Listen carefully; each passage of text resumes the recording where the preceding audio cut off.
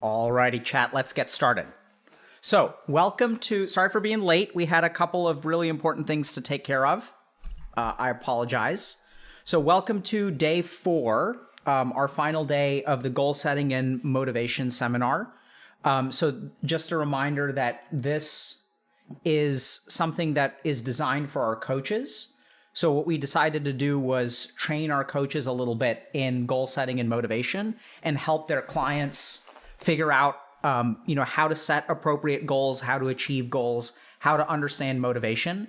And so this has been a seminar that's kind of like designed to help our coaches do a better job and kind of help their clients achieve their goals. So just a quick recap of what we've covered so far. So on day 1, let me just start with the disclaimer. So once again, welcome to another Healthy Gamer GG stream. My name is Alok Kanoja. I'm a psychiatrist practicing in Boston, Massachusetts. Just a reminder that everything we discuss on stream today is intended to be for educational purposes only. We're actually teaching today on stream. So, it's not intended to be taken as medical advice. And if you guys have any medical concerns or questions, please go see a licensed professional, okay? I don't think we're going to talk about anything that's even remotely medical today, but you never know. So go see a licensed professional. Don't listen to some stranger on the internet is a substitute for medical care. A couple of quick kind of announcements. So our cohort 4 of our Healthy Gamer coaching program launches in 4 days. So and I understand it's actually in the process of kind of filling up quite robustly. So if you guys want to secure your spot to get coaching, and people may wonder, okay, what is coaching for? So like coaching, y'all will see today what coaching helps people do. So kind of a quick overview of like coaching versus therapy, which y'all can find on day 1, is therapy tends to be focused on pathology. And if you look at the training that therapists go through, the training actually emphasizes fixing something. So for example, to become a licensed clinical social worker here in the United States, you have to do 3,000 hours of supervised clinical work. Right? So that means going to a clinic and helping people with depression and anxiety and bipolar disorder and schizophrenia and people who have substance use disorders. The training of a therapist, while a therapist can help you absolutely attain your goals and help you understand yourself better and all that good stuff, the training of a therapist is not focused on building something. It's focused on fixing something. And so if we look at core competencies for coaches, a big part of coaching is setting appropriate goals, figuring out how to design a plan to meet those goals and meeting those goals. So this is also something where when I kind of think about the work that I do with people, so I have a discrete kind of transition point. So sometimes people will come into my office and they'll say, they'll come into my office originally with, let's say, depression, and we'll work on the depression for 6 months, 8 months, maybe start medication, maybe not, teach them meditation, talk about diet, help them understand themselves better. And 6 or 8 months go by and they come in and they say, hey, doc, I don't know what's going on, but I kind of feel depressed, even though all of the things that the depression used to cause are no longer there. So their depression made it hard for them to get out of bed. It made them hard to, advocate for themselves in social situations. They had really bad social anxiety. And they're like, in some weird way, the depression is still there, even though I'm able to advocate for myself at my job. I'm exercising every day. I'm eating healthy. I'm able to like enjoy things on weekends and stuff like that. Like I'm having fun, but I still feel depressed. And then I'll sit down with that person. I'll say, well, good news is you're not, and we'll also like administer scales and things like that, right? To make sure that they're not symptomatic. And then I'll kind of tell them, hey, at this point, you're not depressed anymore. You're just unhappy. And that's a completely different thing. And so when I think about my job as sort of a psychiatrist, I realize I do actually two discrete things with the people that I work with. One is about getting from a negative number to baseline, like restoring function that has been impaired. That's what a psychiatric illness is, right? So that's what psychiatric treatment is designed to do, is to fix something that's broken. But the playbook to get from negative 50 to 0 is very different from the playbook to get from 0 to 50. So an antidepressant is not a happy pill, right? An antidepressant is something that removes depression and restores you to baseline. But finding happiness is a different journey that goes beyond that. And I think part of that philosophy that I sort of had, which was heavily influenced by training to become a monk before I went to medical school, is one of the reasons why one of my supervisors ultimately said, I don't know what you're doing, but it's not therapy. And then I started this journey of okay, it seems to be helping people. Even the supervisor acknowledged that, but she's like, it's not therapy. So then I started to explore, okay, what is it that I'm doing for people? What is it that's not the treatment of illness? And so what we sort of ended up with was kind of this idea of this emerging thing that has been done for thousands of years, by the way. So that gurus used to do this with their disciples to help them find happiness and stuff like that. But I think there are a lot of problems with the guru-disciple relationship. It's prone to abuse and all that kind of good stuff, or bad stuff, really. So, that's where kind of coaching comes in. So we launched our Healthy Gamer coaching program in order to help people achieve their goals. So if that's something that's interesting to you, if that's something that's important to you, if you feel like you're suffering from a clinical illness like anxiety, like crippling social anxiety, coaching is not the right place for you, actually. Mental health treatment is the right place. If you're suffering from bipolar disorder, you should go see a licensed mental health professional. If, however, your concern is that I kind of feel uninterested in life, life is not, I don't know how to spend my days, I don't even know what my goals are. All I know is that I'm unsatisfied with where I am and I want my life to change. That's something that's actually more appropriate to coaching. I'm not saying that a therapist can't help you with it, and a lot of good therapists absolutely can, but it's not what they're trained for, right? So if you guys are interested in that, Cohort 4 launches in 4 days. Y'all can still sign up with promotional pricing and book into the future for the next 4 days.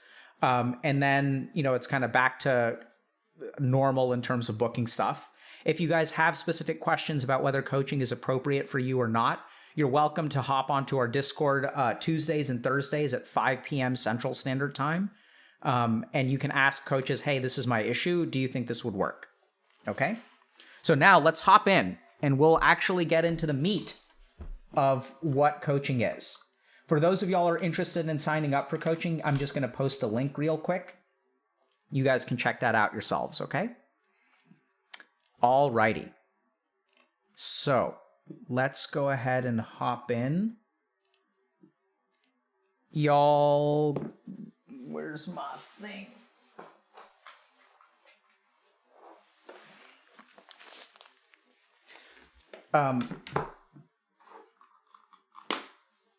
Okay, can y'all hear me?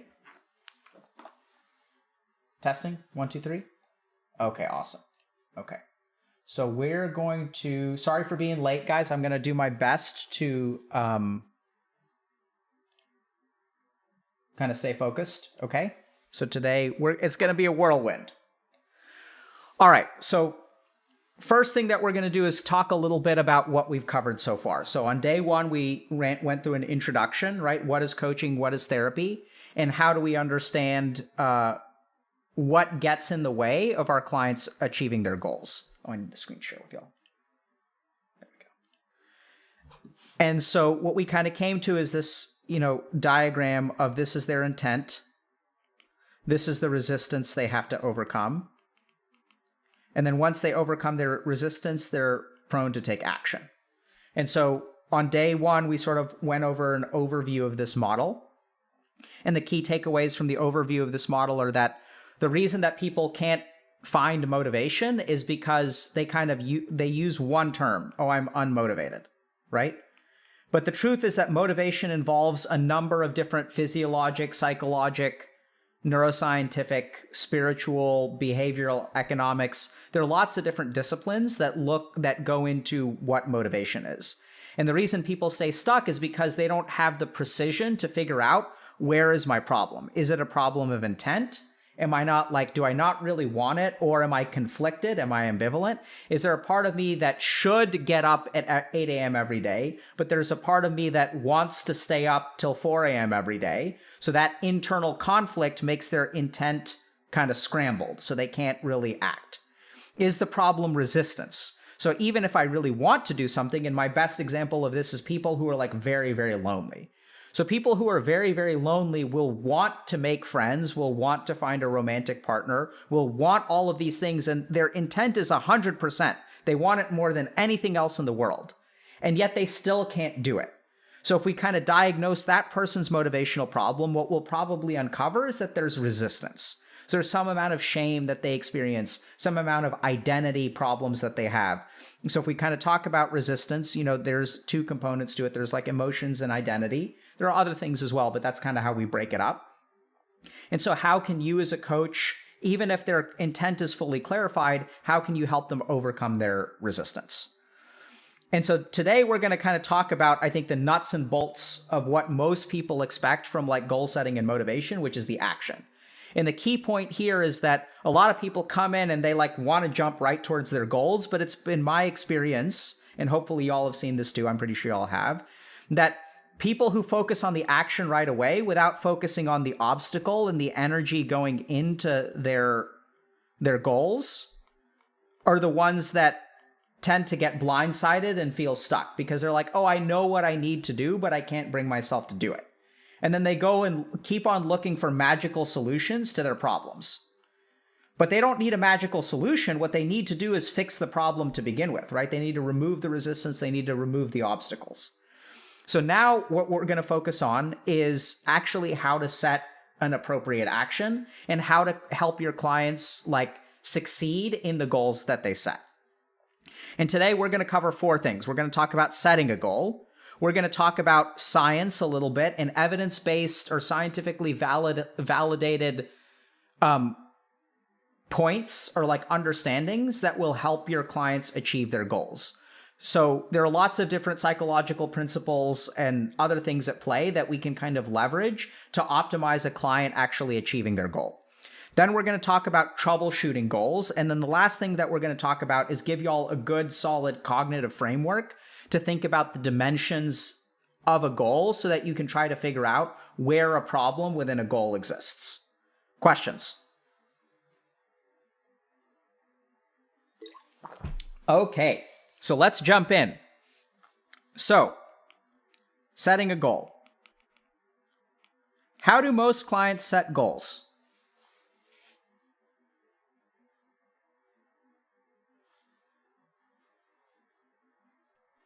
They look at what other people are doing. Very good, right?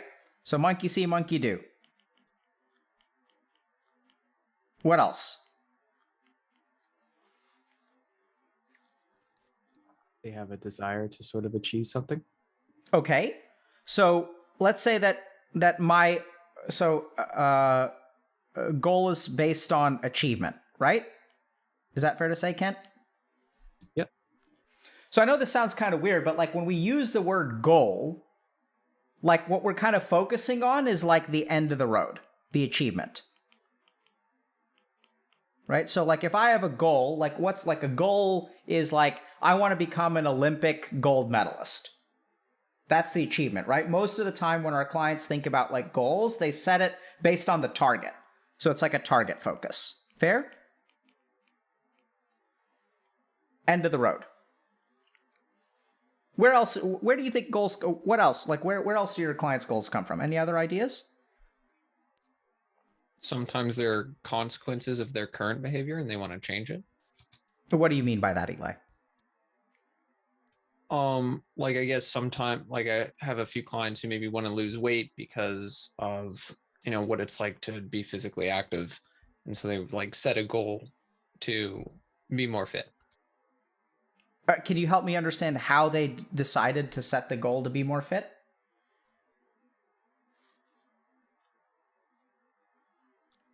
I guess to add on to Eli's point, wouldn't it be like reaching like a certain like emotional feeling, like happiness? Okay. So sometimes they're chasing a feeling, or there's like a correlation with their goal. Like that's kind of a good point. So like, I think that if I get promoted, I will be happy. Is that a good way to put it? If I'm, all of my life would be better if I got jaw surgery and made my jaw extend further from my face, and then I could be a strong jawed male, right? So like they're sort of, their goal correlates with what's actually, their goal correlates with their values, but it's not directly chasing the value. It's like chasing some approximation of the value. It's an excellent point. Okay. So I think the key thing here is that a lot of clients will set goals based on what they see other people do, what that target is, and they may even attribute some inappropriate things to that target. So this is like grass is greener on the other side. Right? So the first thing that I kind of want to point out is that like goal setting is not a systematic or thought out process. It's not methodical at all. It's just sort of like they wake up one day and they're like, oh, this is what I should do. Right? And all of the societal conditioning and stuff kind of comes in. So the first thing that we can help people do in terms of coaching is to set an appropriate goal. We can actually use a systematic process to set the right kinds of goals for our clients and help them achieve it. And our first kind of approach to setting a goal is the 25% rule. And so what we kind of say is, here's where our clients are, here's where they want to go, so here's the goal.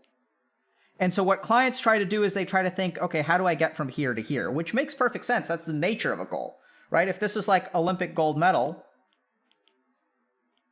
like, of course, they're going to think about how do I get to an Olympic gold medal. But the problem is that this approach does not scientifically kind of set us up for success. So the first thing that we're going to do is we're going to ask them, okay, between where you are and where you want to go, what's the halfway point between that? And then what's the halfway point between that? And this is usually the first general target that we want to set. And there are a lot of things that we're engaging by doing this process. The first is that our brain has this circuit that sort of, measures progress towards something. And it's able to tell that, like, okay, if I work out today, how close am I to achieving my goal? Not very close at all. And so when the gap between what I'm capable of and what I want to achieve is wide, it decreases motivation. Right? So I'm curious, do any of y'all want to be president of the United States? Who thinks it would be cool to be president? I think it would be pretty cool. Right? So why don't you strive for it every day, Brian? Because that's really hard and very abstract process. Absolutely, right? So what we see is that the gap between what you believe you're capable of, or the actions you can take and what you want to achieve, actually decreases motivation. So the first thing that we're going to do is shrink the goal to the first target. So there's also positive psychology and things like that are involved here. So when we shrink the first target, we increase the likelihood of positive reinforcement. Right? We kind of open ourselves up to being successful. And all kinds of other stuff. So I'm going to ask y'all, so maybe you guys know. So if I were to tell one of my clients, hey, I know you have this goal over here, but why don't we start over here? What is your client going to say? What's their resistance to it? It's not enough, or it's not important.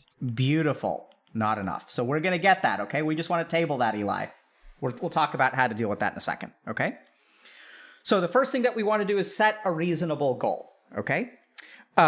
And the 25% rule is kind of how to sort of frame it. I think this is a goal that we also really discovered worked very well in our parent coaching program. So there are a bunch of parents who feel like their kids are addicted to video games. And so they came to us and they said, oh my God, can you fix our children? Can I sign them up for coaching? And we said, no, your kid isn't the problem. You need to sign up for coaching. And some parents get really, really upset with that. They're like, they're the one who's playing video games all day. And I'm like, you're their parent. If they're doing something all day, it's your fault. I don't say it in that way, but our parent coaching program, we don't work with the kids, we work with the parents. And the first thing that we do is help the parents understand that the goals that you want to achieve, you want your kid to start running track and never play video games and do all their chores and be home for like show up at the table and set the table and eat dinner. Like they're not going to do that, right? That's a completely inappropriate goal for you to set. Let's meet the kid where they're at. What does the kid want? What do they care about? What are they capable of? And so in terms of setting this goal, like there's a couple of good techniques that you can use that can get people to buy in a little bit. So, you can ask questions like, where can you start?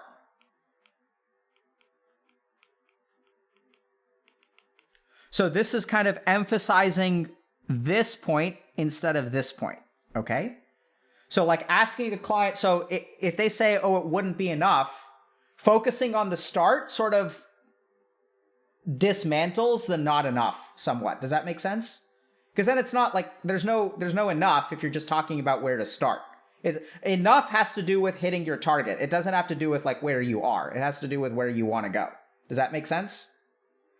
So you can kind of ask clients where you can start, and then you can also ask them like, what did you do over the last week? So you want to sort of emphasize where they are. Right? So if someone wants to like diet, for example, or lose weight or whatever, if someone wants to find a new job, you can kind of ask them, okay, what did you do over the last week in terms of like moving towards this goal? And chances are they'll say nothing because they haven't started on the goal yet, right? Which is kind of fine. So you kind of approach them with a little bit of like compassion. And then you can say, okay, that's totally fine. So if you didn't work on it last week, so this is your baseline. Kind of telling them this is your baseline. Okay? And kind of cognitively, I know it's kind of weird, but people don't do this, right?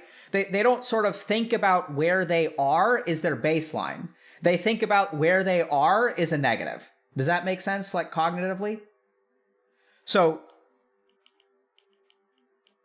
that cognitive shift is incredibly important, right? So like instead of the gap of like in the negative numbers, this is kind of where they are. So all they see is a deficit, whereas like this line actually belongs here because that's where you're starting. So you can sort of set this out as your baseline and then kind of ask the question, what's the, and then you can kind of get back to where can you start?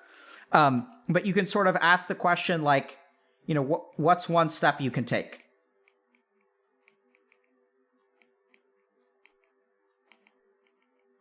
Above the baseline.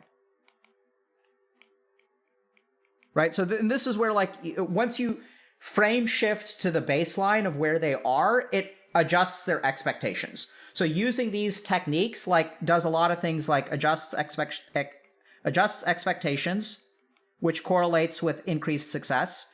It also has a present focus, which correlates with increased success. It meets people where they're at.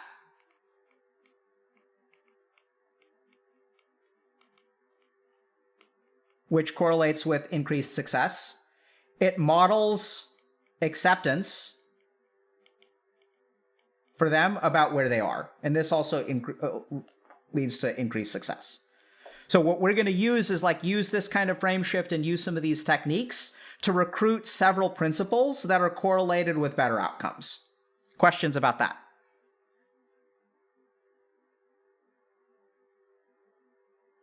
Okay, so just to give you all a kind of a quick example. So, let's say, okay, I want to get healthy. All right, what did you do last week? I didn't exercise at all, and I ate, I ordered Uber Eats every day. Okay. So like, let's take that as your baseline. Sounds like you've got a long way to go. You want to kind of acknowledge, right? You want to acknowledge their goal. You want to acknowledge the gap. You want to acknowledge the feeling of not enough. Then you can say, okay, where do you think is so for someone who doesn't exercise and kind of is eating out every day, what do you think would be a reasonable goal for like that person to start? Like, what do you think is the first step they need to do? And then this is where your client will say, well, I guess they need to start working out every day. And it's like, no, I don't think that's reasonable. Do you think that someone who didn't work out 0 days in the last week can start working out every single day? And then you kind of like, they're like, no, well, I don't think that that's really possible. So like, okay, so like, what do you think is possible? You know, do you think working out a single day is like possible for this person? All right, let's try. Let's see what happens. I understand that it feels like it's not going to be enough to you. And frankly, it's not going to be enough. Let's just acknowledge that. But what's enough and what you're capable of are two different things. Where you want to go and what your baseline is are two different things. Okay? Y'all get that? So what we're going to do is set our goal at 25% of where they want to go, and then, or maybe even smaller, and then sort of have this kind of discussion of where their baseline is, defining their baseline, and moving upward from the baseline. And that sort of recruits positive reinforcement and being successful instead of this gap between what they're capable of and what they want to achieve, and will positively enhance our motivation. It also has the added benefits of adjusting expectations, helping people retain a present focus. So people will ask the question, how do I stay focused in the present? It's not something you can do, right? You don't just stay focused in the present.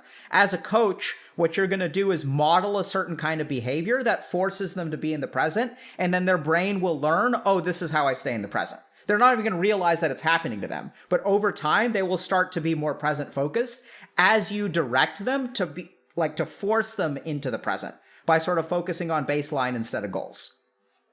It meets people where they're at, which I think you guys all understand the value of. And then it also does things like models acceptance, right? You're not judging them for their baseline. You're kind of saying, oh, so you don't work out at all and you eat out every day. Like, okay, that's where we're going to start. You're not spending the next 15 minutes beating them up about how they could do better or how they're pathetic or whatever. So you're going to start to adjust their self-talk by modeling acceptance. Okay? So that's how we set a goal. Questions before we move on? Okay. Evidence-based goal setting. Section number 2. So there are a number of different kind of scientific principles that we can kind of leverage to optimize how to set a goal, okay? So number 1 is advice giving and why not to do it. Number 2 is going to be operationalizing and understanding the frontal lobe. Number 3 is going to be Dunning-Kruger. So these are going to be the 3 things that we're going to focus on. So the first is when you give people advice, how effective is it?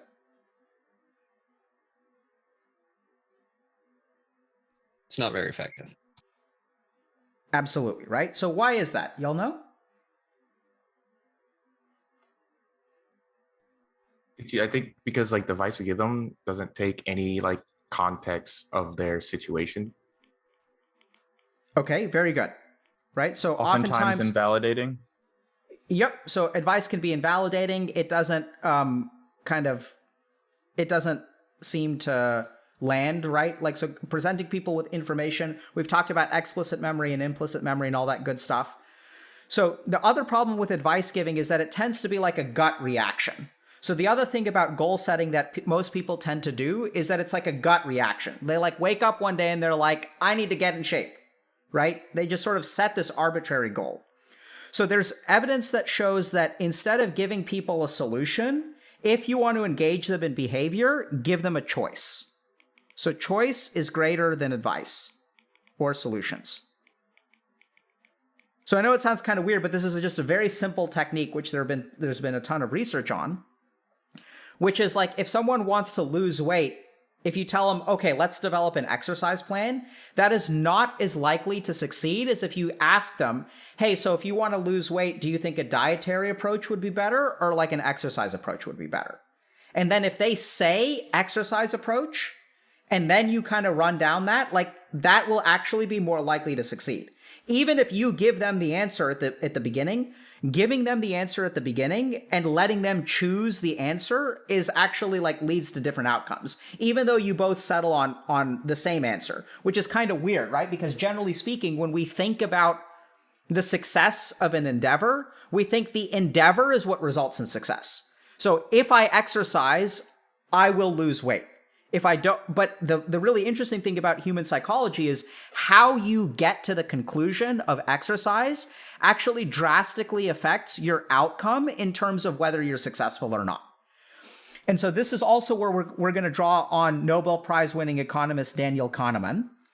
And so remember that where do goals come from? Monkey see, monkey do. Right? Where goals come from is our gut. So human beings do not engage in a methodical process of designing goals. They just rely on their gut. It's driven by emotion or their goals or what they see by other people. And so this is called type 1 reasoning, which is the big discovery that Daniel Kahneman made. And the interesting thing about choice is that choice starts to recruit type 2 reasoning. And what Kahneman kind of realized is that human beings have two ways that they make decisions. One is type 1, which is like gut. So this is like easy to do, and it feels very logical. So a good example of this is if you look at like research on advertising. If I put a display of Oreos like front and center in like a grocery store, and then someone purchases Oreos, and then I ask that person, why did you buy the Oreos? What are they going to say? It was in front of me. That's actually incorrect. They will never say that. They'll say it's because they wanted them. Absolutely. The reason, so Kent, you're map hacking, bro. The reason they bought it is because it was in front of them. But the reason they think they bought it is because of something that feels very logical. This is a big discovery that map hacking can. This is a big discovery that Daniel Kahneman made, is that people make gut reactions, but they think that their gut reactions are well thought out. So an example of type 2 reasoning is differential diagnosis. So generally speaking, type 2 reasoning is cognitive, it's intense, and it feels bad. People don't enjoy doing it. They actually don't enjoy being like logical or methodical. So literally what we have to do with doctors is we have to spend years, like literally years of cognitive training for them to go from this to this. So generally speaking, a doctor usually has a hypothesis about what's wrong with a patient within 5 minutes of like seeing the patient, sometimes even less. Like you kind of got an idea of like what's going on. But what we spend years actually training is to not trust our gut and start to be systematic in the way that we approach patients. And that's how we don't miss things, okay? Because there's a lot of really interesting research as well about, why family members shouldn't be physicians, because it's hard for family members to do type 2 reasoning with your family. It's hard for physicians to do type 2 reasoning with their family. So the interesting thing about type 2 reasoning is that this leads to better results, but it feels really hard. It's like cognitively very intense. If you're studying and you find studying boring, that's like an example of like type 2 reasoning. It's a bit of a stretch there, but all of the activities that human beings find like cognitively cumbersome or boring tend to be closer to type 2 reasoning. And the real tricky thing that also Kahneman discovered is that everyone thinks they operate from here. Everyone thinks they operate from here, but most people actually operate from here. Most of our decisions, like when you think about what you want to eat today, you don't sit down with a chart of all possible foods and do calculations about caloric inputs and vitamin needs and like all this kind of stuff. It's sort of like, I kind of feel like eating this, right? If you think about your grocery shopping, like you may have a list, but where did that list come from? It wasn't a list of all possible things that you could eat. It was sort of like, okay, we need more of this. Well, where did that idea come from? Well, the fruit bowl is empty, so we need more bananas. Like it's all just random ass gut-oriented, non-methodical thinking. This is also where advice comes from, right? So like if you think about it and someone gives you advice, you know, if you talk to someone about your problems, how much time do they spend thinking about what's the best advice they could get? It's a fluid conversation. They spend all of like 2 seconds, if even that, right? They listen to you for a while and they're like, hey, I think you should do this. Even I do that. So what I present on stream most of the time when I'm doing Q&A is type 1 reasoning. It's just like my gut. So you can refine your gut over time and we'll kind of get to that. But this lecture is type 2 reasoning. It took a long time for me to like write out, right? So I have like a whole script. I sat down, I can answer questions about motivation, but if I actually want to offer like a complete educational experience, I have to do type 2 reasoning and it takes me like 6 or 8 hours. Whereas like I could just show up and talk about motivation, that's easy peasy lemon squeezy, done. Y'all with me? So here's how we're going to help our clients. We're going to engage in type 2 reasoning by giving them a choice. So you as a coach are going to ask open-ended questions. Okay, so if our target is weight, okay, someone give me a target that I can run through for the whole lecture. What's a target? What's something that people want to do?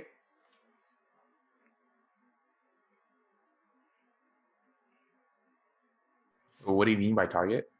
Just like what's a goal that someone will come in on? Like, okay, I'm going to take one from chat. It's workout. Okay? This is our target. So what are the questions that we could ask people is, you know, we could ask people, okay, like, what are the ways in which you could work out?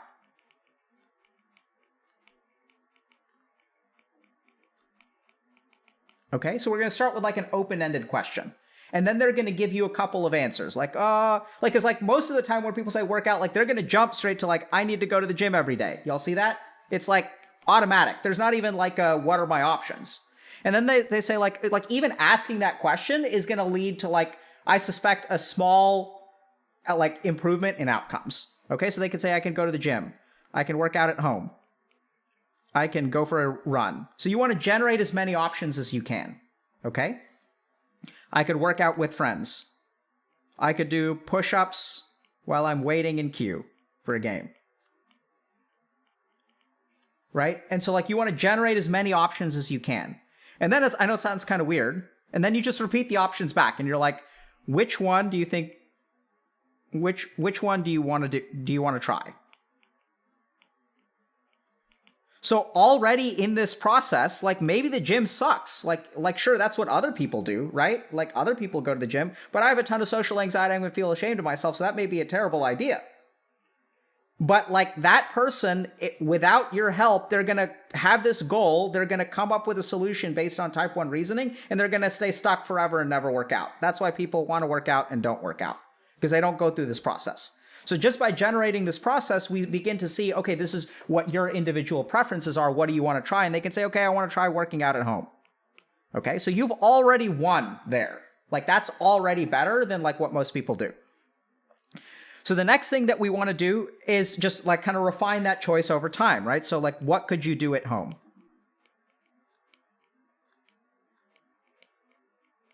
Right? They're like, oh, I guess I could do like push-ups. I could do yoga. I could do parkour, you know, like whatever, like they can come up with whatever like stuff they want. And we'll kind of get to the different dimensions of goal setting at the end. But the key point here is that you want to give them a choice, because when people make a choice, and y'all remember from the stages of change model, this is why planning and action are actually like scientifically or psychologically discrete steps. They're not the same. Planning and action is the one that most clients like don't realize are actually cognitively discrete steps. So this is all planning phase.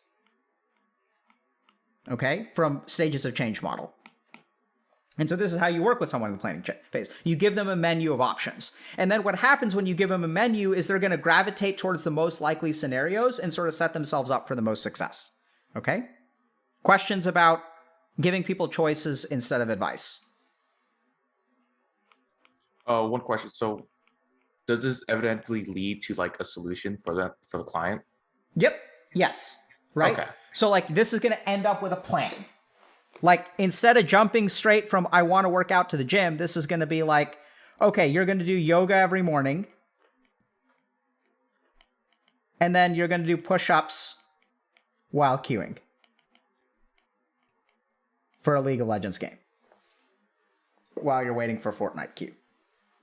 Okay? Like that's how you develop a plan. And this is going to be like more attainable for them. And we'll get to, why this, for example, probably won't work. But anyway.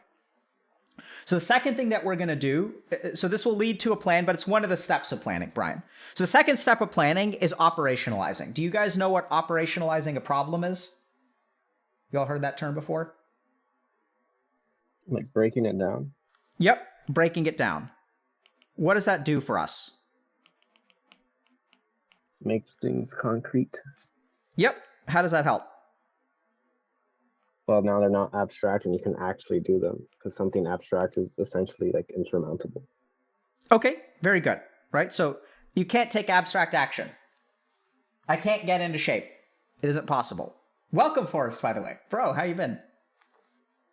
Surviving and thriving. Awesome, dude. Good to see you. What else? How else would y'all describe operationalizing? It kind of increases the amount of achievable steps there are in Absolutely. Achievable steps. Okay?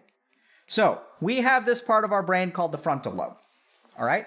And the frontal lobe is good at operationalizing. So, I don't know if you guys kind of know this, but like when some kids apply to college, their parents help them manage the application process. Y'all familiar with that? So let me ask you something. Why does the kid need the parent to help them with the application process? And how is it that the parent is able to help them with the application process to begin with? Right? Why can't the kid just do it on their own?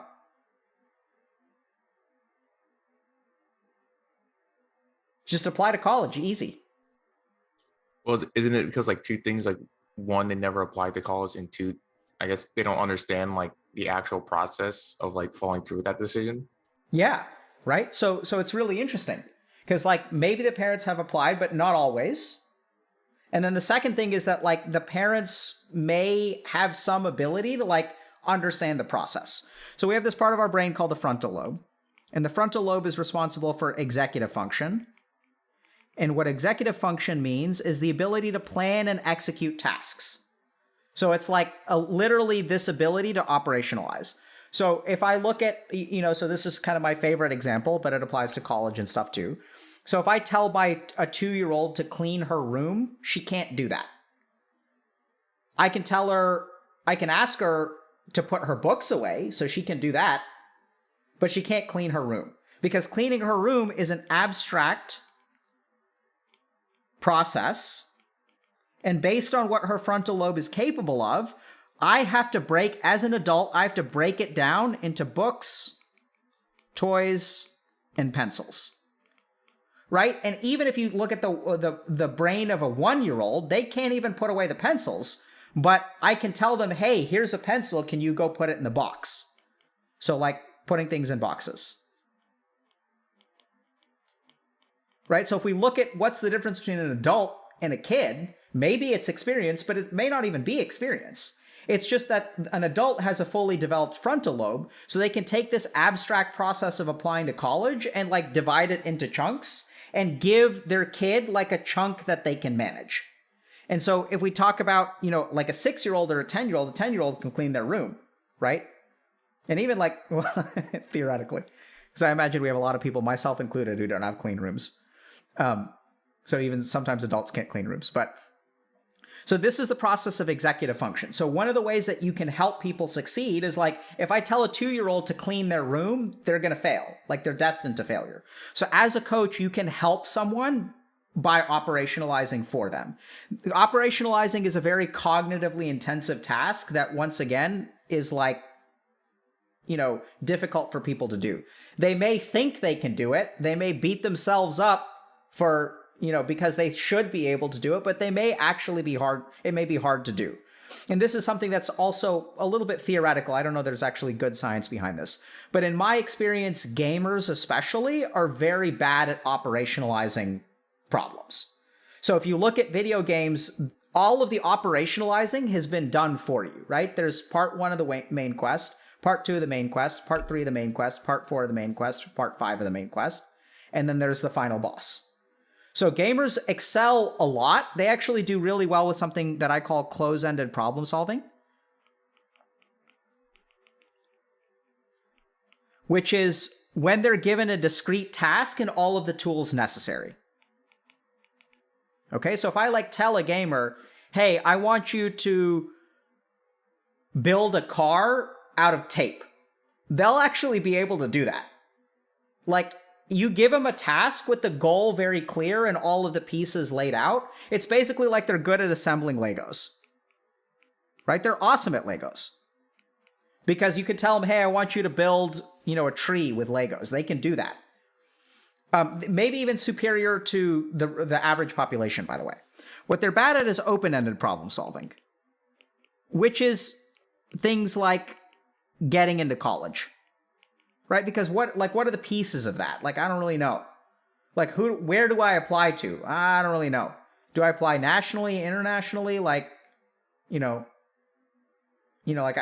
know. I don't know, like, where to start with that. So as a coach, one of the key things that you can help them do is convert an open-ended problem into a closed-ended problem. You want to act as their frontal lobe and break an abstract task into achievable steps. Right? And so we kind of did this right here. Do y'all see that? This is actually operationalizing for them. Okay, so you're going to do yoga every morning. Notice how I defined AM over here. So how did I get that? It's because I'm going to ask another question. When could you do yoga? Right? So this is how we're going to operationalize and break the task apart. So this week, what you're going to do, you're not going to find a job. This week, what you're going to do is, we may even say something like, make your resume, but that's even too abstract. This week, what you're going to do is Google 3 different resume templates, take a look at them, and decide which one you want to use. Then what you're going to do is you're going to replace the demographic information at the top. So you're going to replace the John Smith at the top with like your actual name and your address. And then what you're going to do is grab a piece of paper and write down all of the things that you think could belong on the resume. That's your task for the week, right? It's like 2 or 3 tasks, but they're like super simple. If you really think about it, it takes like less than half an hour. And then next week, they've already started editing their resume. At least the top part is done. The next week, it's going to be translating what they put on their piece of paper onto the resume. And once you do that, then we're going to look at your resume together and we're going to try to figure out, okay, how can we make this sound good? So you're going to take one task on your resume and you're going to try to like sell it in some way. So for example, if you were president of your esports gaming association in college, right? Like, how can we buff that up some? So you can state that, and then you can say, I increased membership over 300%, like over the course of 1 year. Organized a $50,000 charity tournament and organized 200 students organized an event that involved sponsors, 200 students, and all that kind of stuff. So you're demonstrating on your resume, like president of esports org, what does that mean? Like, is that a thing? But when you start like listing things out, that like an employer will be like, oh wow, so this person can like get stuff done. This is actually pretty cool. They organized an event. Okay, so you may have to help them a little bit with there, and that may be a little bit tricky in terms of resume building. But do y'all see how the key thing is breaking apart the pieces of like making a resume? Is that clear? So you want to operationalize out their task as best as possible. When you do that, the chances of them being able to succeed will be a lot better. Key other things, so when we talk about achievable steps, that also, helps us, where is it? Where's positive reinforcement? There it is, right? So we get a plus there and we get a plus there as you kind of do these things, okay?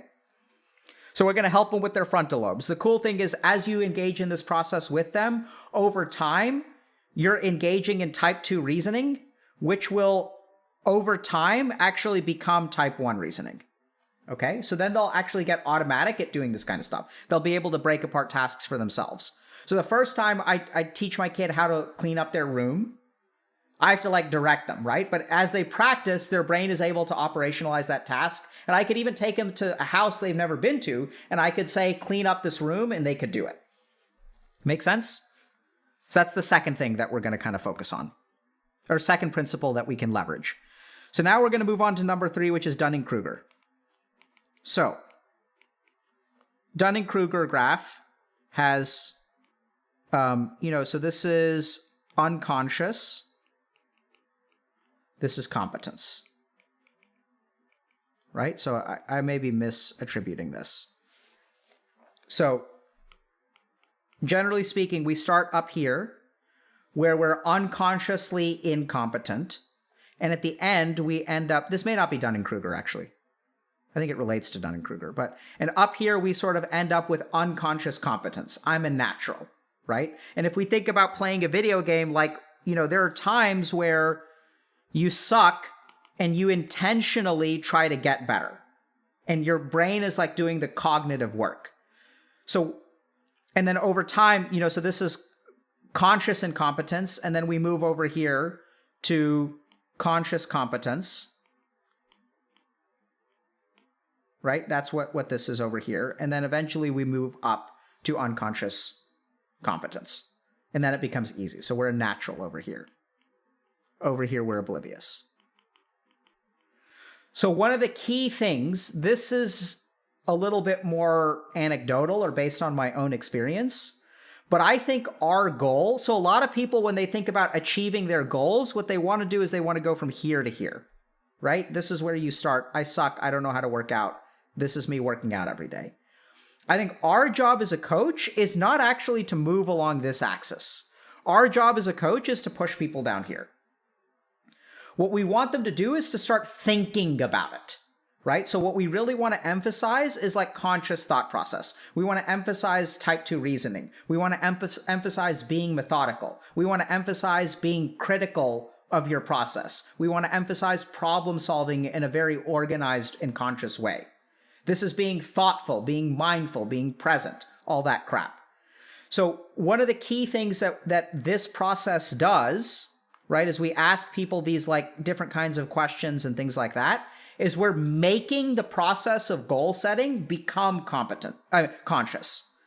So you don't know how to set a good goal. That's fine. Even after asking you a few questions, you're going to be down here. You're still not going to know how to set a good goal, right? You may come up with push-ups while queuing, but who the fuck does push-ups while queuing? No one. Come on, that's ridiculous, right?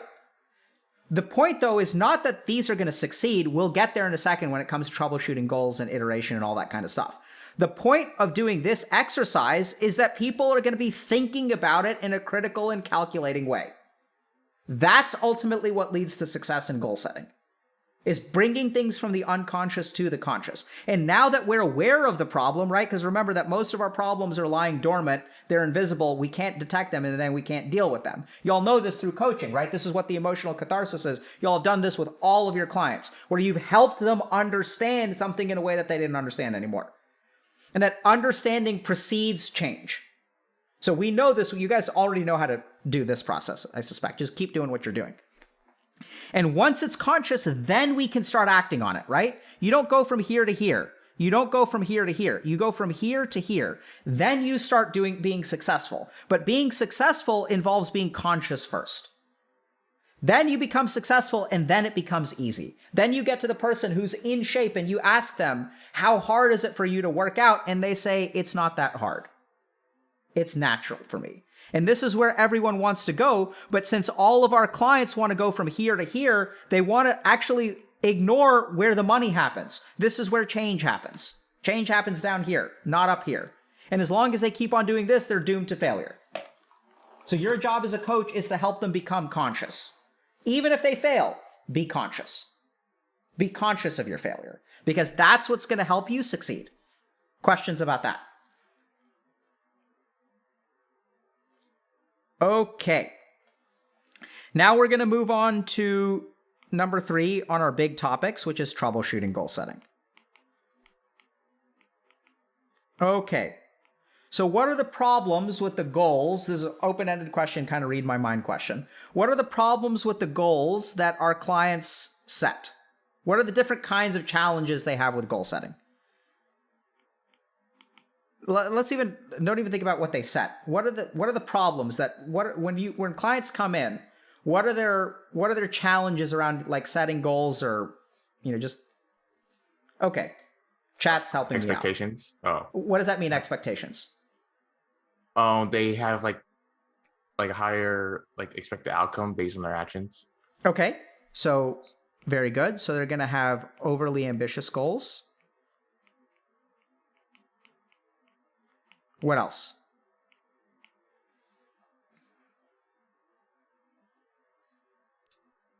Maybe goals that don't really align with their values. Very good. Misdirected goals.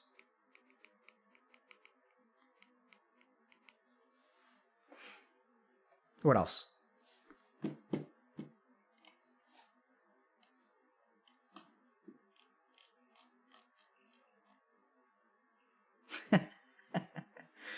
The last one is remarkably common and also really easy to miss because I may be setting it up to fail.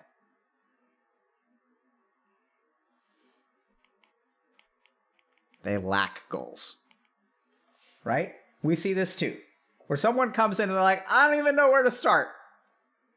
There's no point anymore, right? So we still have to think about that person in terms of goal setting. Like we owe it to that person to help them find an appropriate goal. Okay, so here's the problem that we run into with goals, is that some people lack goals to begin with, and they don't know where to start. How should we deal with the person who lacks goals? What do y'all think?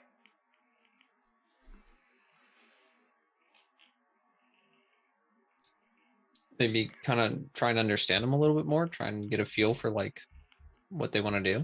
Absolutely, right? So like this is where we just need to understand them. So before we figure out where we want to go, let's like triangulate our GPS and figure out where we are, right? So where are we? What's going on in your life, right? So and this is, y'all know how to do this. I'm pretty confident, right? So they feel overwhelmed. They feel directionless. They feel hopeless. So it's like all these questions about, okay, like why do you feel hopeless? Like where does the hopelessness come from? Why don't you have you don't want to ask why questions, but what makes it hard for you to pick a direction to go? And you're going to uncover all kinds of crap. Like, oh, there's no point in trying. Okay. Like when did you give up hope? Like when did you learn how to give up hope? You guys know all this stuff, right? Pretty familiar? We good? Okay. So if they lack goals, it's going to be like exploratory work. It's not about directing them anywhere. It's about exploration. So for clients who have overly ambitious goals, what are we going to do for them?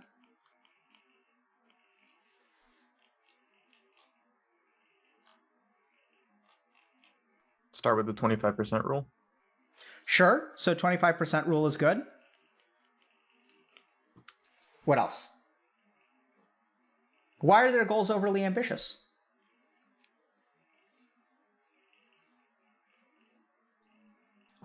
I think we would try to make them let them figure out that their goal is actually ambitious. Yep. Good. So increase insight into overly ambitious goals. Good.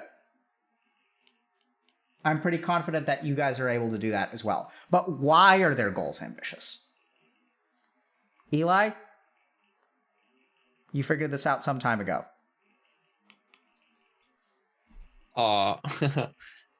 Because they're comparing themselves to others and it's not enough. All that crap, right? So this is where enter all of the things that you guys are already experts in. Shoulds. Not enough.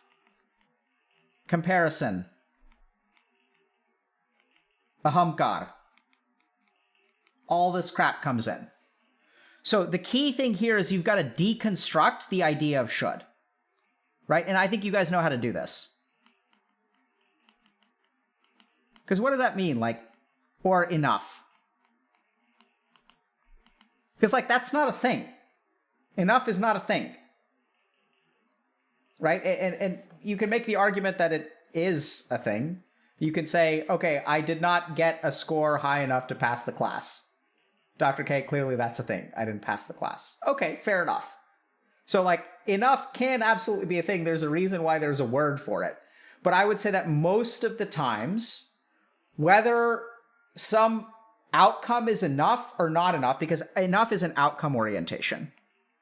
Whether you do something that is enough or not enough is completely, or whether it's enough or not enough is completely independent of what you do. Does that make sense? So I can study every day,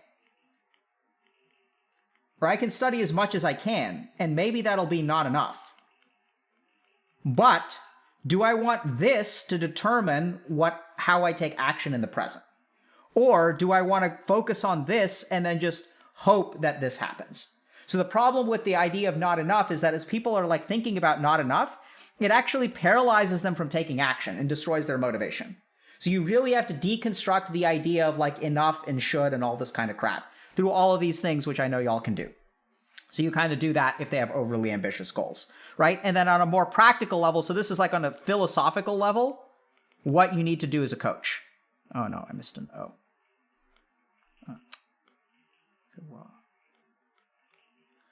And on a practical level, you can help them set more ambitious goals and be prepared for that resistance, right? And so like as soon as you try to use the 25% rule on them, they're going to say it's not enough, but you're going to be ready for them because you know all this stuff. And then you're going to be like, let's talk about that, right? You're going to work through all this crap. Then they're going to set an appropriate goal, and then they're more likely to achieve it. We good? Another key point here is that sometimes people confuse goals with wish lists. I don't know if y'all have ever done this yourselves or you've heard someone else, or where like you start to set a goal for yourself and then you start tacking more on. It's like, I should work out every day and I should eat healthy and I should have a smoothie every morning. And then like goals like quickly like spiral into wish lists. And then it's like everything, when a goal turns into a wish list, you're destroying your frontal lobe's ability to do any of it. It becomes overwhelming. It's too many goals. So you're going to help them kind of scale back. Okay. So number 3. The misdirected goal. So this is the hardest thing about coaching, is that sometimes clients come in and they have the wrong goals. And you may say, Dr. K, that's ridiculous. How can a client have a wrong goal? Isn't it for them to determine? Aren't they the ones to decide? Incorrect. Sometimes our clients are stupid. Let me give you an example. So I had a client that came in one day and said, Dr. K, my boat is sinking. I need a bigger bucket. I need a bigger bucket. This bucket is not big enough to get all the water out of my boat. Can you give me a bigger bucket? And what they need to do is plug the holes. So like, this is where type 1 reasoning comes in again, right? Because it's clear, because the person's logical. If they've got a bigger bucket, they can bail water faster and they'll, like that's that'll fix it, right? But their goal is coming from like an incorrect understanding of the problem. And this is where you can roll in a bunch of stuff that we've talked about, like Jung's shadow, right? We can talk about things like alexithymia, like psychological defense mechanisms like suppression. We can talk about ahamkar, blind spots, right? Because the ahamkar won't let them see where the real problem is. Oh yeah, like if I'm a narcissist, the problem is that everyone else is like very insensitive to me. People need to be more insensitive to me. It's like everyone around me is an asshole. Everyone around me needs to be nicer. It's just like, I need a bigger bucket. No, the problem is something else. Like, so your job as a coach is to help people access all this crap. Cognitive biases. And I know you've done it. I know all of y'all have done it. Where a client will come in and will be like, we'll say one thing and then you're like, hey, wait a second. What you're saying actually doesn't make any sense. You point out the discrepancy. You point out the cognitive bias. You point out the ambivalence. Right? So, I just need to start drinking after 5 p.m. I just need to not drink early. Well, how do you get to that conclusion? Well, because when I drink after 5 p.m., everything is fine. But when I start early, it's a problem. Whereas like the real problem is like maybe you got a problem with alcohol and you shouldn't be drinking at all. So there are all kinds of things that can result in a misdirected goal. So this is once again where y'all, I'm pretty sure you guys know how to deal with this, right? Do y'all feel comfortable with like people who have misdirected goals? Right? So, and this is where building a therapeutic alliance is really good. This is also where like, remember as a coach, you're not like, You're not there to just agree with whatever they say. You're there to challenge them. So with clients who have misdirected goals, like it's a good place to challenge them once you have an alliance. And you can say, hey, I'm wondering, if maybe there's a different way to think about how to fix this problem. Once again, recruit type 2 reasoning to help them think about, how they could deal with this problem otherwise. Like, what's a creative solution to your problem? Because their solutions are not individualized. They're not based on their own creativity. They're based on what worked for someone on the internet. I watched this person who did this on the internet. This is what worked for them, so that's what I'm going to do. Maybe you have a different problem. Okay? Questions about troubleshooting goals. Or troubleshooting goal setting, I should say. Okay. So now we're going to talk about one other thing in terms of kind of how to iterate. So we're going to talk about iteration for a second. So our approach for goal setting and motivation at Healthy Gamer is to not achieve your goals. It's to iterate. Success is not our target. Learning is our target. So I don't know that we can succeed, but we can certainly try to learn. So what we're going to do is we're going to give you guys a robust framework for this. But, expect your clients to succeed some and fail some. And then what we're going to do is do kind of like a post-mortem analysis of okay, why did you fail? What got in the way? Things like that. The key thing that I want to share with y'all is a really fascinating other, I guess, scientific principle, for lack of a better term, actually comes from public health, is something called positive deviance. So oftentimes when our clients have goals and they fall short of their goals, their emphasis is on the failure and what they could do better. But the interesting thing is that the recipe to success is not necessarily in what they could do better. It's actually in the times that they already succeeded. So this is a quick story that I'll share with y'all. So these were the people who sort of discovered positive deviance. There were a group of doctors from France and the US that were tasked by the World Health Organization or someone like that to fix malnutrition in rural Vietnam. Really fascinating story. You guys can check out the book, Positive Deviance. So what they did is they went to Vietnam and they sort of made all these arrangements, and the Vietnamese government said okay, our people are malnourished. And so these folks were like, okay, do y'all have food that we can give them? And the Vietnamese government was like, yes. Because the problem to malnourishment is food aid, right? If you're in a developing country and people don't have food to eat, GG, you just need food. Just get food. Easy, bro. So then they show up, and it turns out that there's been some kind of communication problem or maybe corruption, and the food aid is no longer there. And they've taken sabbaticals, and they're traveling to Vietnam. They're going to be there for 6 months. But now they don't have any of the resources that they were supposed to have to fix this food aid problem. And so the Vietnamese government was or whatever, the health department or whatever, was we can give you a van, lodging, and a translator. Can you please help us with this problem? Can you please help our population become less malnourished without any food?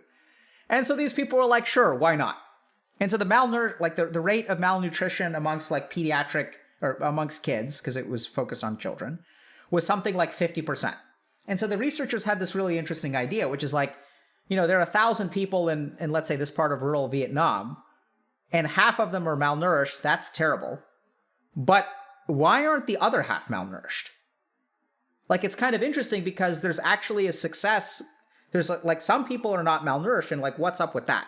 And so what they sort of discovered was this principle of positive deviance, which is that if you're trying to figure out how to fix a problem, don't focus on the people who are unsuccessful, or don't focus on your attempts that are failures. Focus on your attempts that are successes. And by exploring why you were successful then and duplicating that, you will actually fix the problem of failure in and of itself.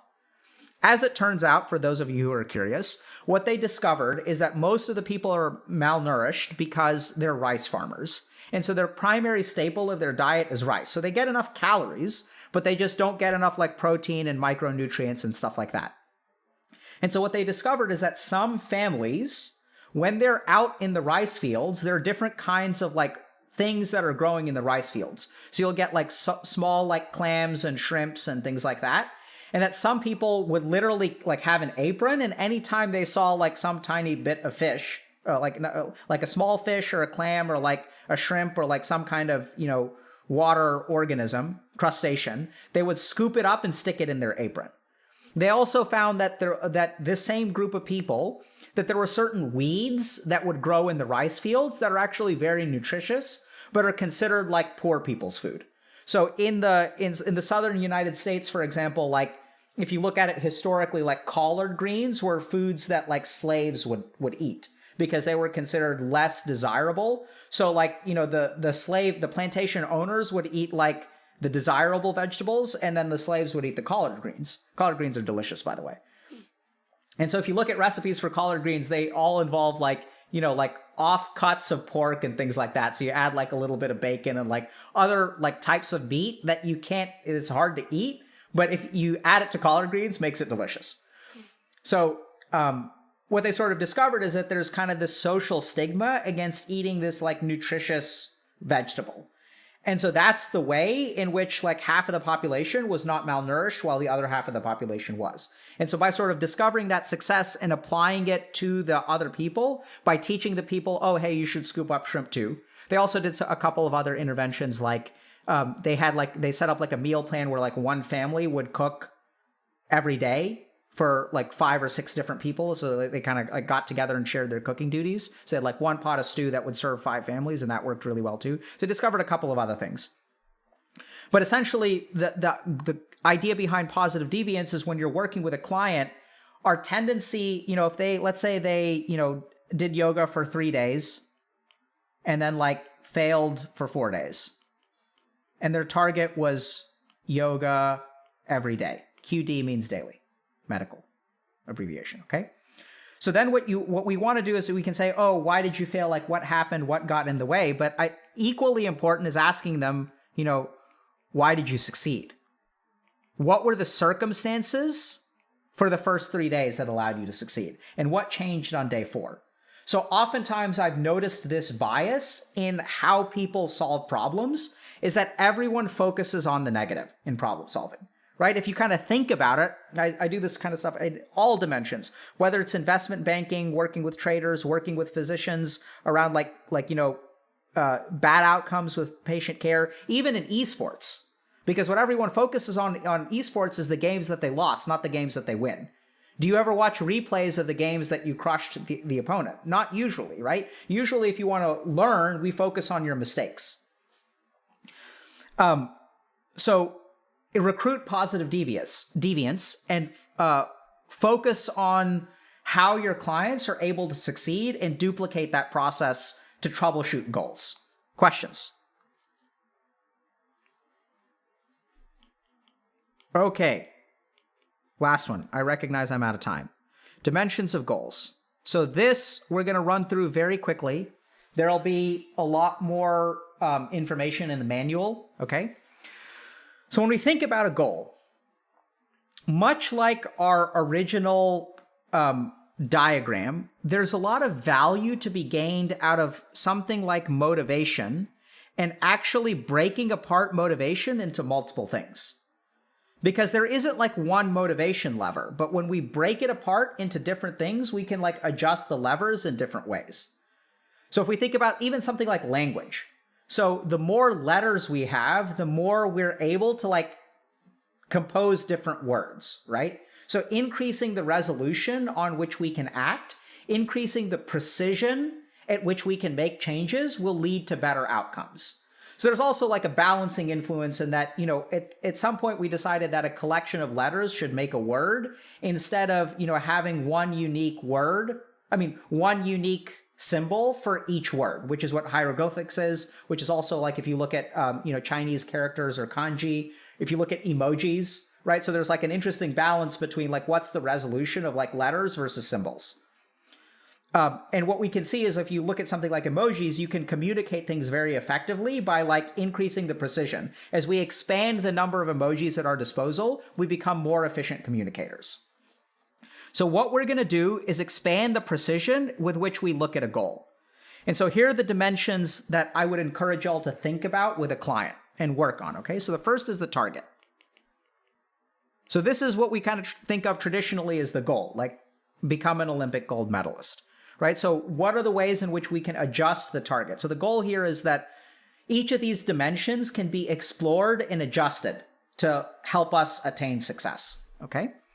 So should we change our target? So this is where the 25% rule comes in, okay? Second thing is, what are the actions?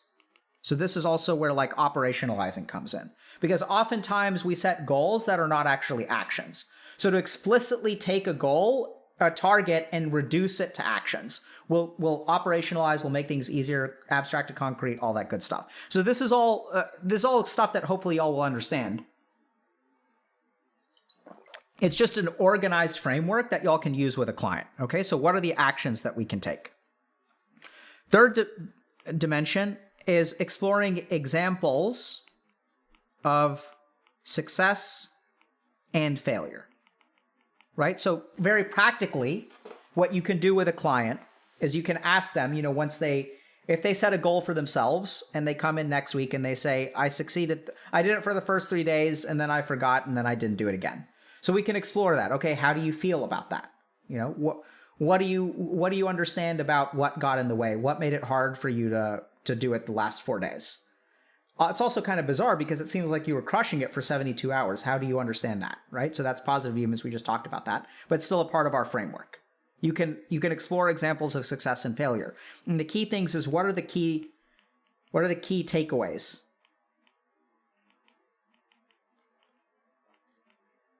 From these successes and failures. That once you make these key takeaways conscious, you have increased your client's ability to like engage in them again, right? So we're going to move along the Dunning-Kruger curve by asking this question.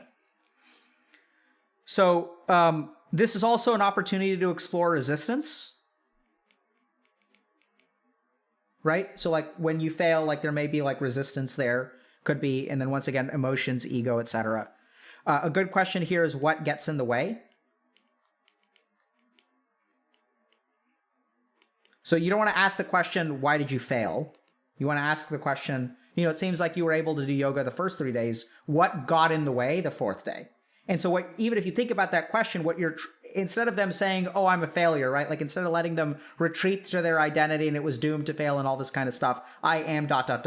You're raising awareness about an external factor that could be influencing them, which then they can control.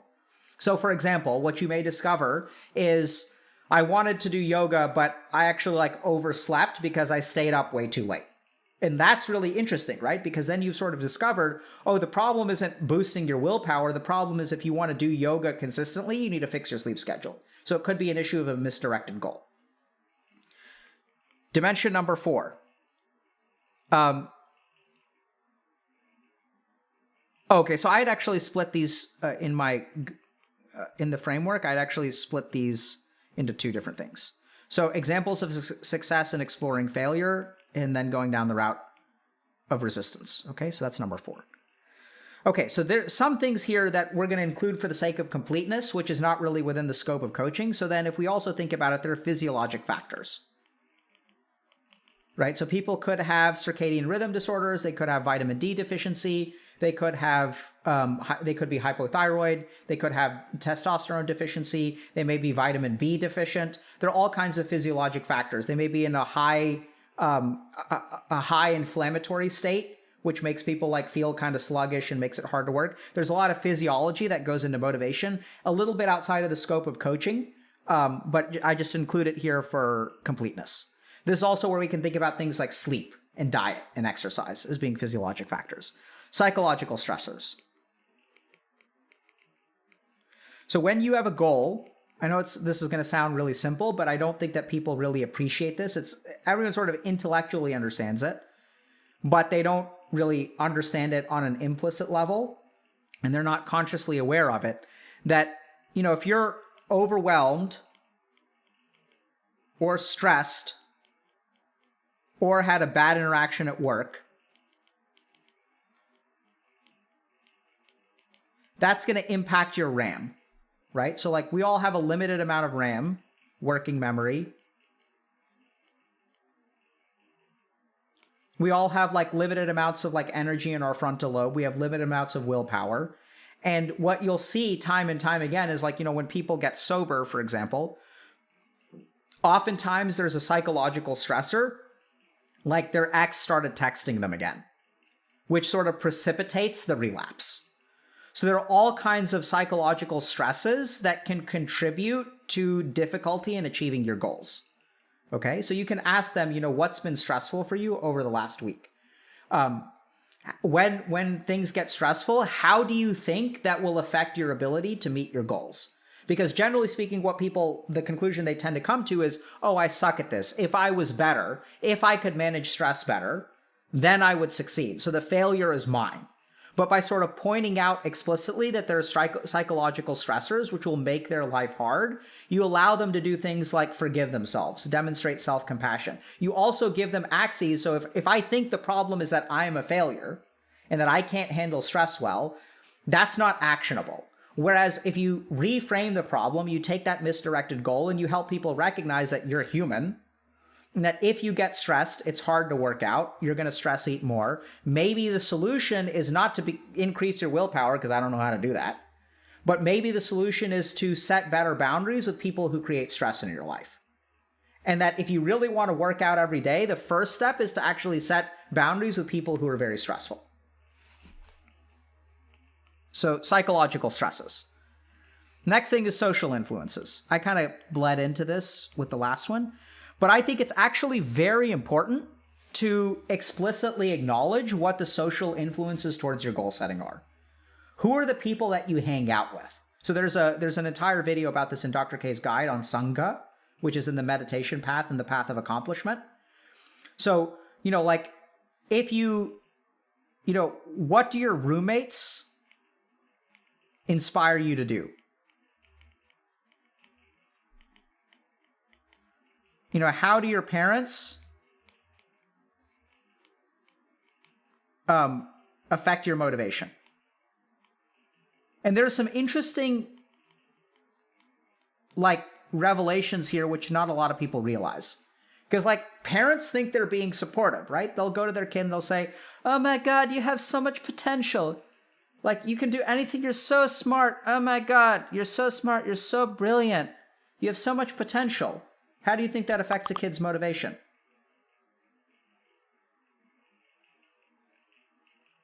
Makes it worse. Absolutely, right? The parent thinks that they're helping. They're actually making things worse. Oh my God, you're such a wonderful boy. I don't know why you can't find a girlfriend. You're so handsome, and you're so wonderful, and you're so sweet. You're such a catch. I don't know why the girls just don't like you. I don't understand what's going on. Well, first of all, Mom, I'm gay.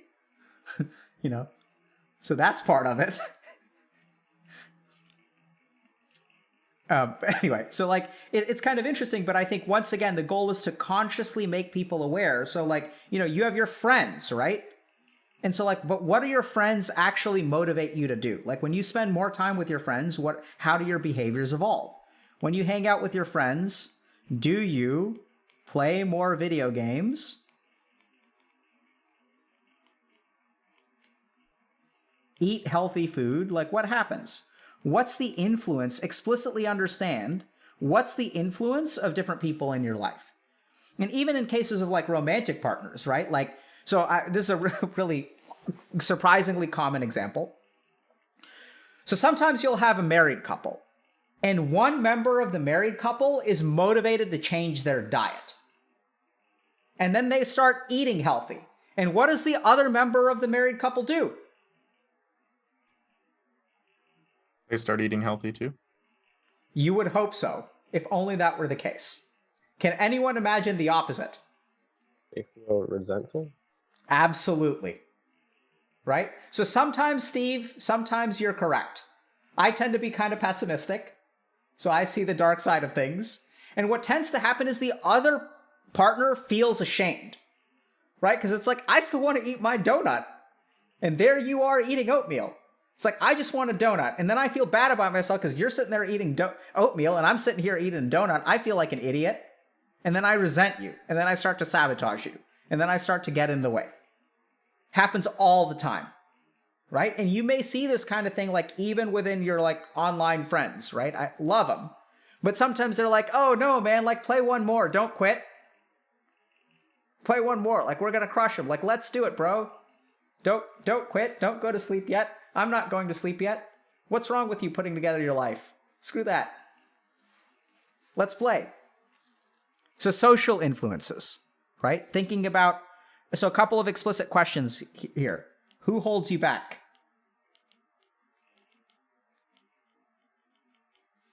Who pulls you forward?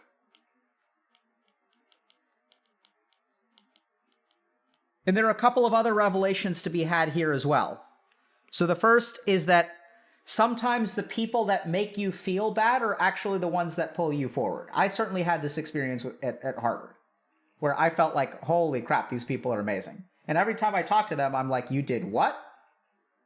You have how many publications? That's insane. You have a picture with Barack Obama because you served in the health department and helped him pass the Affordable Care Act? Like, that's crazy, bro. Right? Like, that's what you wind up with. And you may feel some amount of like resistance to hanging out with those people, but helping your clients understand who are the people in their lives that pull them forward and what's the resistance to hanging out with them can actually be very helpful. Next thing is environmental influences. Okay? And by environmental influences, this one's pretty straightforward. But it's things like access to cell phone. So like, where is your cell phone when you're trying to work? Is it in your pocket? Is it easily accessible? Is it locked? You know, what's the status of your notifications? When do you get distracted? How do you get distracted? Where do you study? Is it the library? Is it at home? What are the environmental influences that are going to lead to success? Once again, going back to the working out example, right? So we kind of asked people like gym or home. That's key. It's crucial.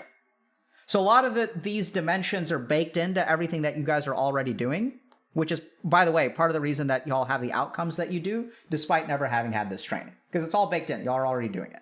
But by giving you this framework, hopefully it'll help you be a little bit more focused and increase the value that you bring to your clients. So right now, after spending 8 weeks with one of y'all lovely people, our clients feel 25% more in control of their lives. That's awesome.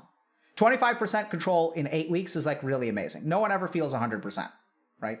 It's just not going to happen. So there's some issues with the data. So 25% is actually objectively very good. And so as we sort of teach you these kinds of things, my hope is that we'll be able to bump y'all from like 25 to 30%. And then the last thing, this is kind of weird. This isn't really so much for the average client, but matters more in terms of like performance coaching and things like that, is I like to think about stakeholders. So like, what are the different stakeholders for the goal that you're trying to achieve? And this is kind of important because this is kind of goes back to the married couple example, but sometimes for the goals that you have, there are actually like other people who don't want those goals, right? So if you're trying to get promoted, for example, that's a great example of like where doing a stakeholder analysis is very helpful to help your clients recognize that there are things outside of them that are going to be influencing them, and actually consciously thinking about those things can help you adapt your goal and adapt your actions to accommodate for those stakeholders. This is definitely something that we'll talk more about. So as we sort of, we're probably going to do like a relaunch of performance coaching at some point. We'll talk a lot more about this. But it's just, I'm kind of including it here for the sake of completeness. Okay, so I've run way over time. I apologize. I wanted to go fast. But questions? Dr. K, in the quitting video games example, would your online gaming friends be stakeholders? Absolutely. What do you think is their stake? They get access to your sweet skills in game? Absolutely. Right? So they get access to that. There's also like an element of like the shame piece, because it's nice to ruin my life with other people who are ruining their lives. That was my experience anyway. That like I emotionally gravitated away from people who had their shit together and felt most comfortable. Oh shit.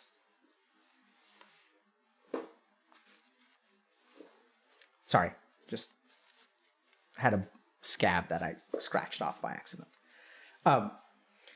So I felt like, you know, I felt more comfortable with like the people who were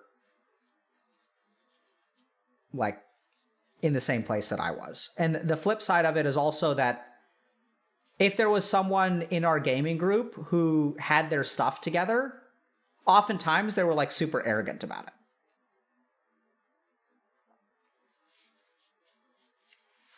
Other questions? I have one question, which is like dimensions of goals in general. So like, I noticed that they're like all like in a list, but I'm assuming like per client, they all those factors would affect them in a different way. Like there's like all clients would have like a different priority for those. Absolutely, right? factors. So that's why they're in a list, but there's actually like a table. So you will see in the manual, there will hopefully be a table where if you're thinking about, so the goal of the dimensions, the purpose of sharing with you the dimensions of a goal is so that you can precisely sniff out where the problem is. Because once again, when they think about why they don't work out, like they just default to I'm lazy. They don't think at all like, oh, maybe I'm vitamin D deficient. Like it never crosses their mind, right? They don't think about, oh, like the reason that I feel lazy is because I stay up way too late. Or because, the reason that I feel like I'm a failure and the reason I feel lazy is because my mom tells me every single day that I'm lazy. And to recognize, oh, wow, you're actually able to work out like when your mom visited her sister on vacation.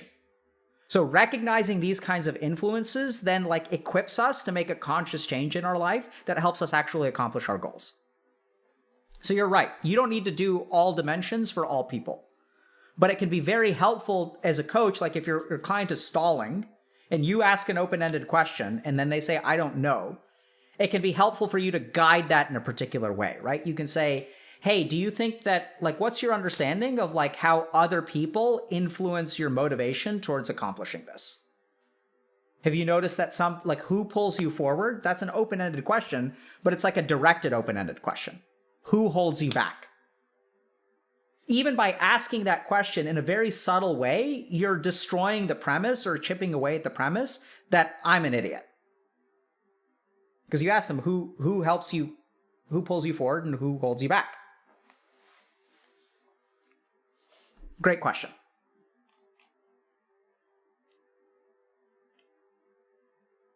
Other questions?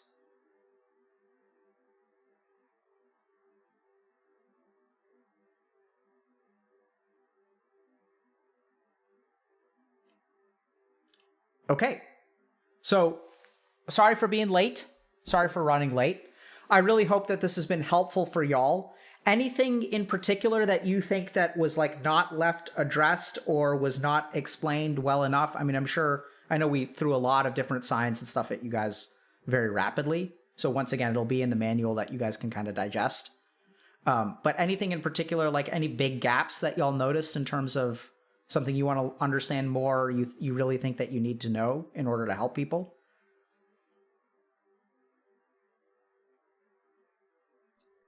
Not exactly a big gap, but one thing I really appreciate is like when in the manual, there's like questions that you can ask, like for all of these different dimensions, like having like, here's a few questions you can ask. I Yep. find those really useful.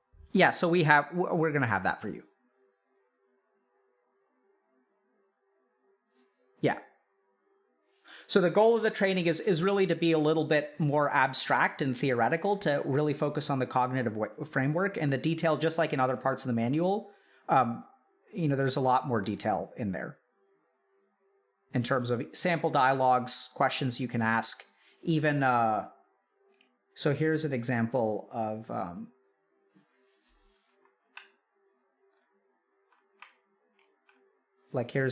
I guess I can just show this to y'all.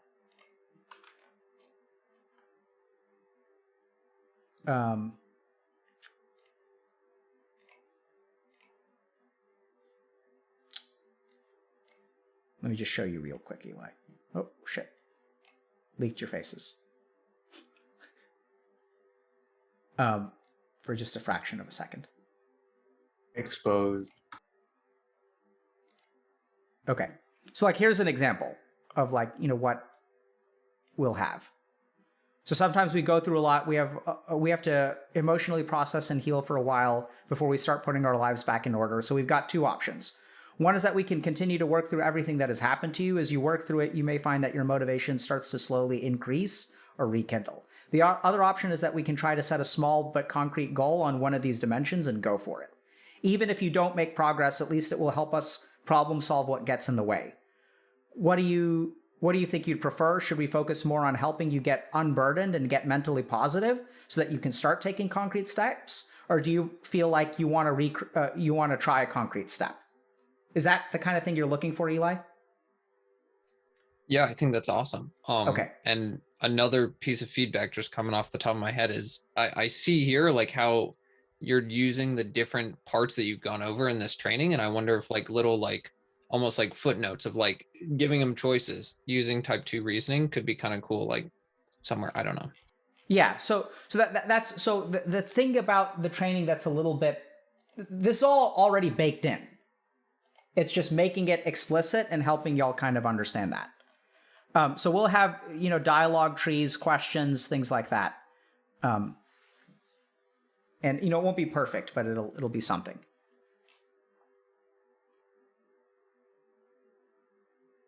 Okay. I have one more if you're open. Yep, sure.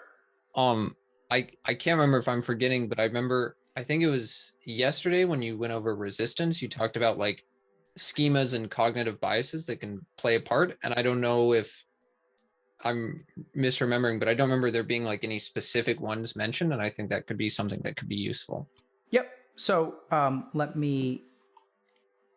Is it in already? Because that'd be. Nope. So it's in version 2 of the coaching manual. So for example, we have maybe about 20 different client complexes, which we'll map out for y'all. So these, I kind of think about them as like samskars, like common samskars. So one example is like magic pill syndrome. So these are clients who come in and they're just like looking for the magic pill. Another example is like people like, so black and white thinking is another example of like just these different things that manifest in clients. People who are like, have success boners. So this is what I mean by that is I'm somewhat successful, but I need to be more successful. Like I always need to do better, right? It's never enough. Like I need to make more. I need to get promoted. I want to do better. I want to be more efficient. I want to have the most efficient work-life balance ever. It's not actually about balance. It's about optimization of my work-life balance, like that kind of thing. Another example is people who suffer cycles of success and failure. So y'all may have noticed that there are some clients who can be successful for a time and they like dig really deep and they try really hard and they can do it for some time and then they fail. And then they kind of like waffle around for a while and then they dig really deep and they like pull themselves out of the trench. Y'all know what I'm talking about? Have you had these kind of people? And how to understand that. So yeah, I mean, the cognitive biases and stuff, it's not that robust, but it's something we're aware of. And that, by the way, comes from a lot of our case reviews. It's like when you guys talk about a client, we'll like write up something when we see a trend.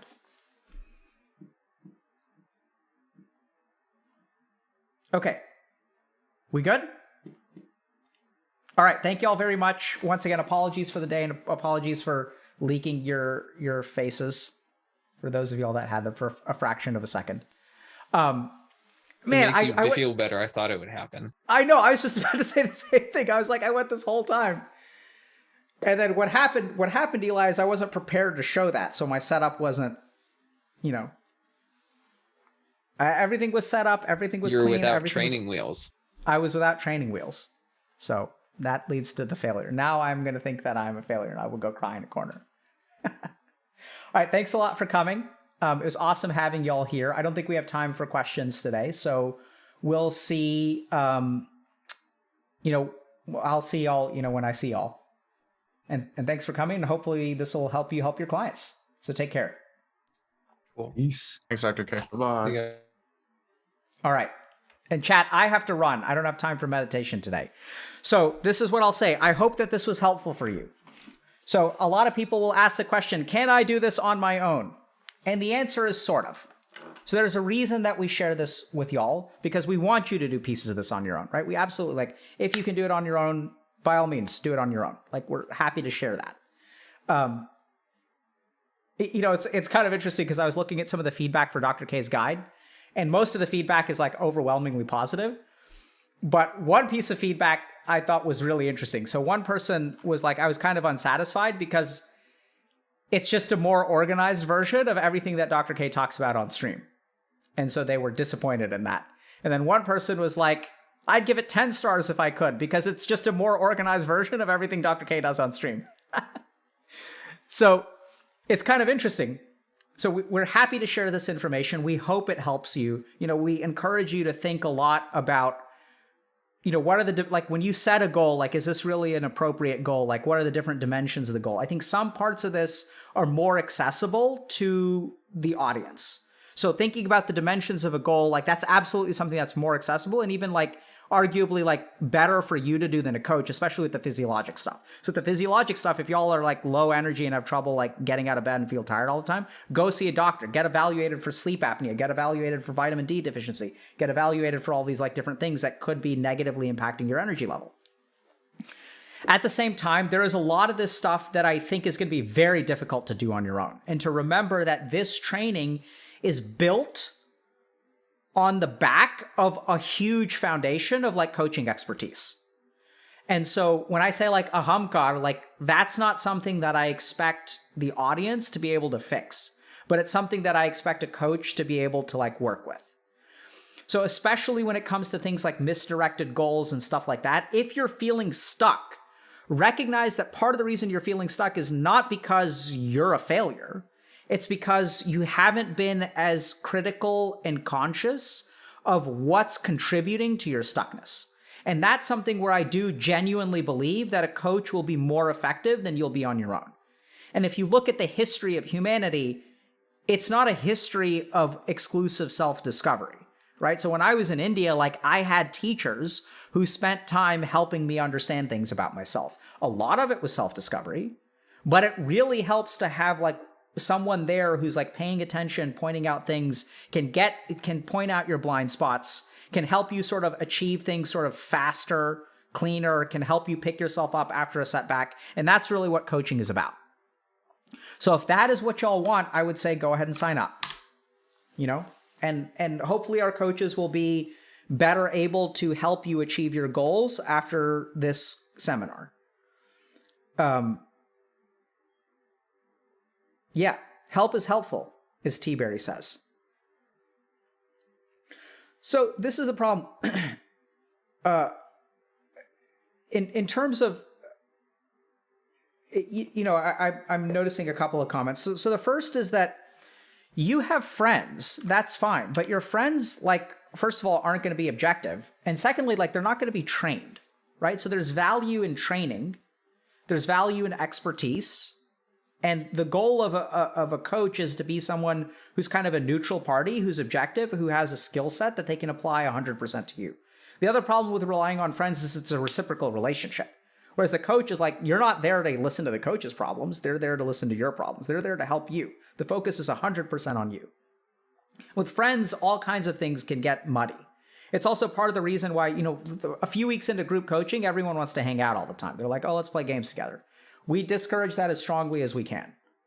Because what makes group coaching special is the fact that there are no repercussions in your outside life. This is also why some of these, like, group therapy experiences in workplaces go so poorly. I don't know if y'all know this, but sometimes they go really bad. And it's because, like, when you challenge someone in the group and then, like, that person is doing a performance review for you, it's like, gets messed up. I remember there was one office that a friend of mine was working in where they would play this board game called Diplomacy, which was like a board game about coordination and, like, social things and stuff like that. And, like, it was a mess because their boss got betrayed and then he got pissed. And then it was like GG. Right? So it's a terrible idea. Like, don't play Settlers of Catan with people at work. Like, maintain boundaries. And if we think about the value of coaching, it's that you don't have to worry about any of that crap, right? You don't have to worry about whether this person likes you or dislikes you. They're there to help you. Okay. I play chess by myself. All right, who are you rating, chat? Apologies last time. I didn't even rate anyone. I think I just pieced out.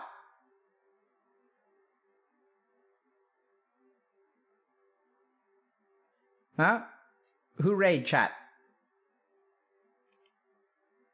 Hikaru? Everyone wants to raid Hikaru all the time, but sure. Why not? We're talking about chess. Let me just make... It's GM Hikaru, right?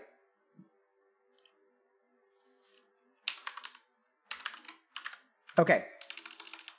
GM Hikaru.